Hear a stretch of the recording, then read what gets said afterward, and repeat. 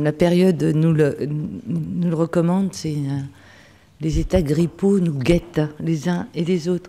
Je suis très heureuse d'ouvrir au nom de l'exécutif régional de Jean-Paul Huchon ce colloque cette journée qui s'intitule COB Demain IDF. Et pour nous, c'est essentiel. Je voudrais remercier Xavier Crouan qui, depuis des années à mes côtés et à nos côtés, fait en sorte que la communication ne soit pas simplement une communication, si je peux le dire, un peu stérile. Communiquer, c'est prévenir, communiquer, c'est agir, communiquer, c'est anticiper. Donc pour nous, c'est important. Et je sais combien cette journée est importante pour lui et pour celles et ceux qui l'organisent. Et je tiens à les féliciter parce que je crois que c'est la première édition. Une première édition qui, j'espère, en verra d'autres. Parce que l'Île-de-France, c'est 12 millions d'habitants. Communiquer sur une telle surface qui est quand même un territoire important, mais aussi au niveau du tourisme, puisque nous sommes la région qui accueillons le plus de touristes. Je crois que en touristes de passage, j'ai cru dire des chiffres, tu me diras, Xavier, si je me trompe, c'est à peu près 27 millions qui traversent Paris sur l'année. J'ai cru comprendre, j'ai cru lire ce chiffre au travers des documents que l'on reçoit les uns et les autres. En organisant ces premières rencontres territoriales à l'échelon francilien, la région se donne aussi l'ambition de rassembler, de fédérer l'ensemble des communicants concernés par le territoire et surtout par son développement comme les responsables de communication des collectivités territoriales franciliennes, mais aussi et surtout les acteurs régionaux comme les musées, les universités et surtout les grands pôles de compétitivité.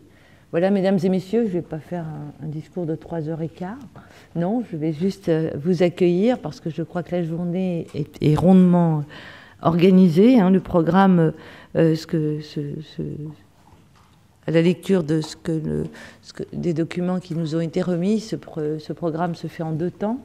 Un premier temps sur les nouvelles solidarités citoyennes, quelle gouvernance après la révolution numérique et la vie chère, chère H-A-R-E, même si la vie chère aussi peut avoir, la communication par rapport à ça peut avoir tout son sens. Et l'après-midi aux ateliers participatifs. Je vais vous souhaiter une bonne et belle journée de travail, avoir un week-end bien mérité certainement. Communiquez bien et je suis sûre que cette première édition sera avec aura d'autres suites, puisque ce qui serait bien, c'est qu'on puisse fédérer même et montrer l'exemple par rapport à d'autres régions sur notre territoire et pourquoi pas au-delà. Voilà, bravo. Merci Michel Saban, enfin un grand merci parce que tu nous accompagnes au quotidien et je sais que la communication est un art difficile et qu'il convient souvent d'être accompagné et d'être supporté pour pouvoir continuer et on sait qu'on est en rupture par rapport à des ordres établis et qu'il convient d'être appuyé et accompagné par des élus et ça c'est fondamental et c'est très cher pour faire aussi un parallèle au terme cher qu'on utilisera tout à l'heure mais dans d'autres définitions c'est très cher et très important d'être soutenu et accompagné à des moments où il y a une nécessité encore plus de rénover et de réinventer la communication publique. Donc merci beaucoup Michel. On a souhaité effectivement organiser cette journée parce qu'on le perçoit tous, ces changements, ces évolutions de société sont de plus en plus visibles, de plus en plus importants. Et c'est Bernard Stiegler, le philosophe que j'aime citer, qui est directeur de l'Institut de recherche et d'innovation de l'Institut Pompidou, et qui déclare que le numérique est une révolution aussi importante que l'imprimerie l'a été en son temps, dans le sens où elle permet aujourd'hui de démultiplier le savoir. Chacun devient média. Chacun devient émetteur, chacun devient récepteur.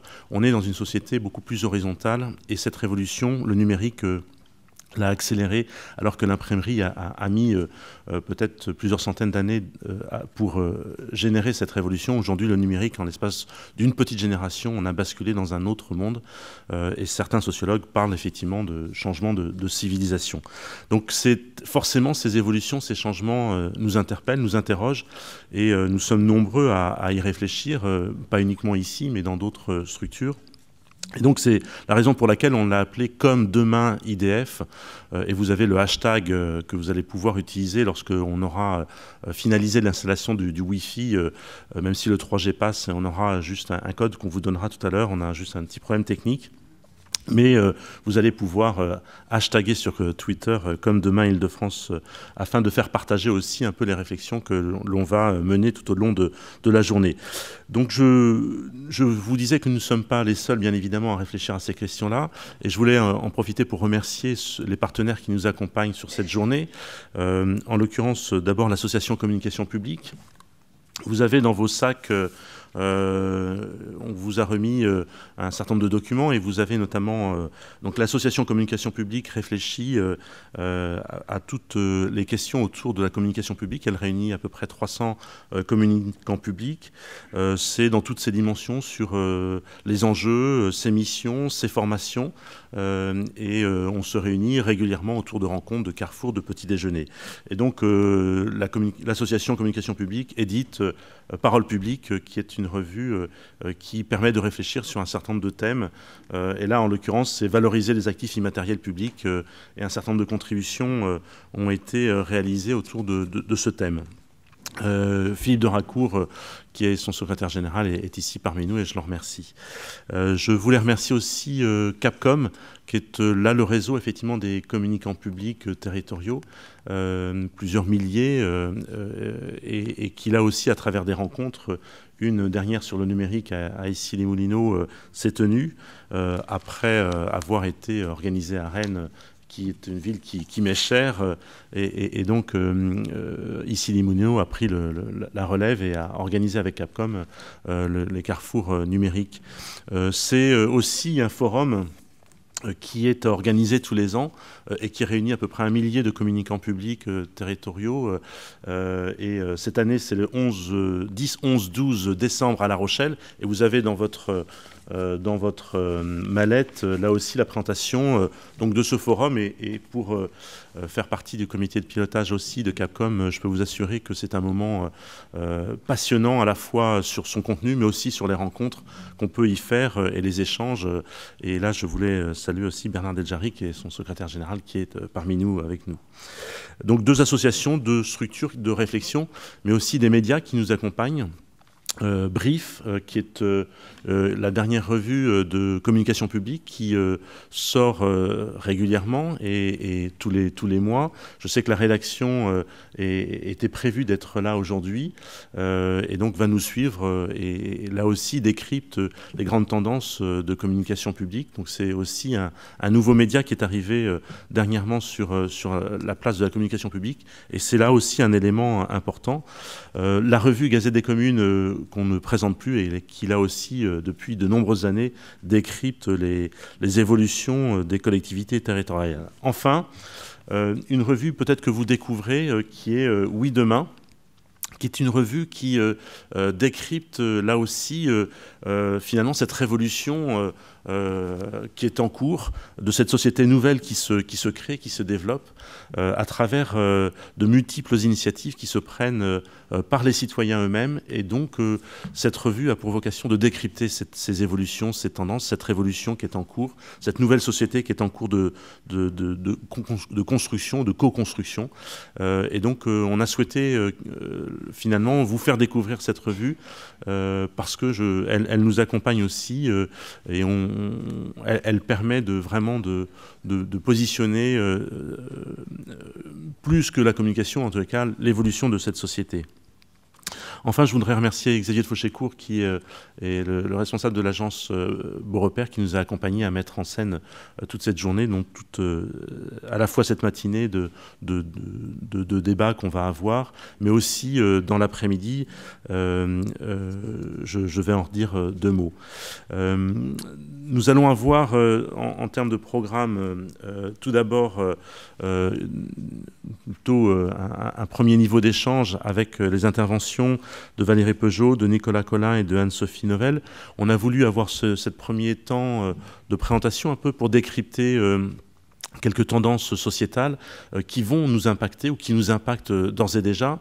Et à la suite de ces présentations d'une vingtaine, d'une trentaine de minutes chacun ou chacune, il y aura un débat pour essayer de voir finalement quelles sont les conséquences que ces nouveaux enjeux ou que ces nouvelles approches peuvent avoir sur la communication publique en Île-de-France.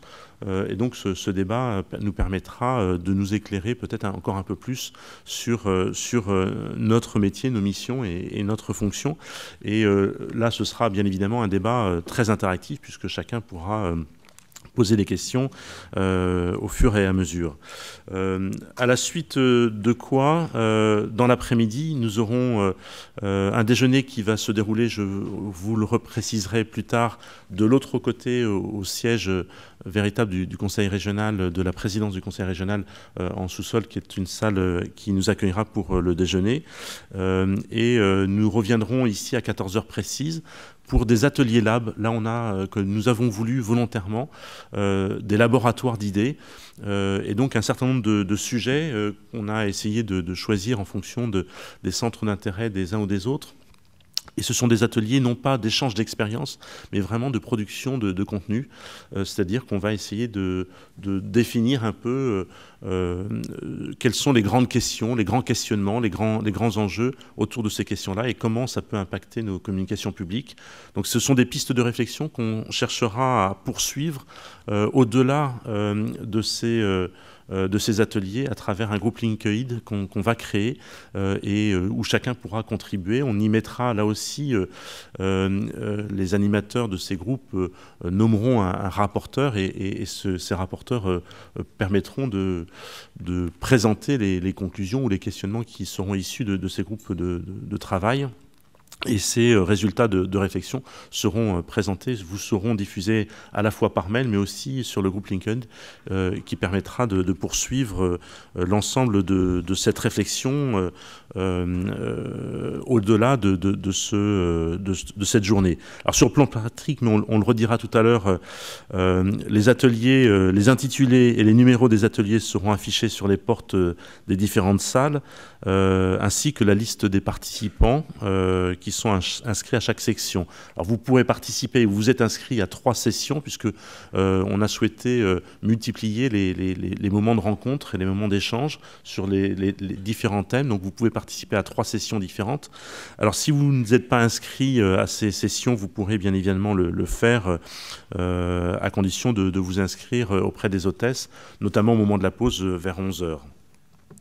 Donc ces ateliers, ce sont des ateliers assez courts qu'on a voulu volontairement dans ces cours, ces 50 minutes, pour produire. Donc soyez actifs et réactifs dans cette démarche participative. Et puis à l'issue de la journée, on se retrouvera juste ici pour une petite conclusion assez rapide.